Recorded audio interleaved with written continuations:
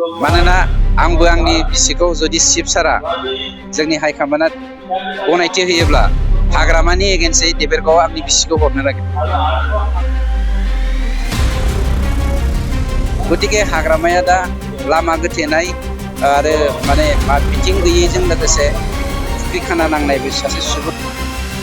गतिके बेफोरबायदि अबस्थायाव थानाय मानसिया थैनोसै समाव जेब्ला दै गबोनाय मानसिया जेखौनो मेखौनो हमज्रांबायनानै गावनि जोबथा हांखौ होयो बेफोरबायदि अबस्थायाव जोंनि बेनिफिसारिफोरनि जथुमा आरो बेनिफिसारिफोरनि जे ससिय' इक'नमिक सांग्रांथि हाबाफारि बे हाबाफारिखौ जोङो 40टा समस्थियावनो सरकारि भाबै जोंनि मानगेदेसि प्रमद बर' बिथांनि दैदेननाय आरो बिथांनि बिथोन बायदियै जोङो खामानिखौ मावगासिनो दं।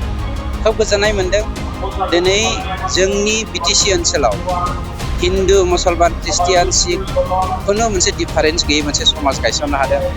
गासैबो जाथि जनगोष्ठिया खौसे जानानै ज' जाजाय मोनसे अल्टारनेटिभ वे गावनि राव हारिमु थुनलाइ आसार खान्थिखौ फोथांना लाखिनाय बासायनाय आरो हारि जौगाहोनायनि थाखाय प्रमद बर' बिथांनि दैदेननायाव UPPL सरकारखौनो बेस्ट वे होननानै बेस्ट अप्सन होननानै सायख'ना लादों। बे जोंनि थाखाय खोब बाख्नायथावना बाथ्रा आरो नोंथांमोननि मिडियाखौ धन्यबाद होदों।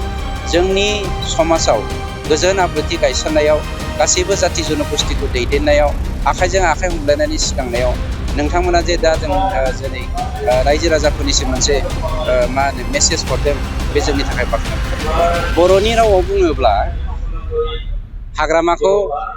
हाग्रामानि अबस्थाया बिदि चन्दन बिथां फैबाय, बिदा गेदेर चन्दना गैला, खाम्फा बरगयारि गैला, गोबां दैदेनगिरि गैला आरो नैबे साननैसो उनाव बेफोरनि बिराद गिदिर लिडारा लास्ट अपेन जों दरजा खेबनानै दोनदों हाबबोसिगोन। गतिके हाग्रामाया दा लामा गोथेनाय आरो बिथिं गैयैजों लोगोसे फुख्रि खाना नांनायबो सासे सुबुं बायदि। गतिके बेफोरबायदि अबस्थायाव थानाय मानसिया थैनोसै समाव जेब्ला दै गबोनाय मानसिया जेखौनो मेखौनो हमज्रांबायनानै गावनि जोबथा हांखौ होयो बेफोरबायदि अबस्थायाव मस्ट वेलकाम। मानोना आंबो आंनि बिसिखौ जुदि चिफ सारा जोंनि हाइकमान्डआ गनायथि होयोब्ला हाग्रामानि एगेन्स्टै देबेरगावआव आंनि बिसिखौ हरनो नागिरो।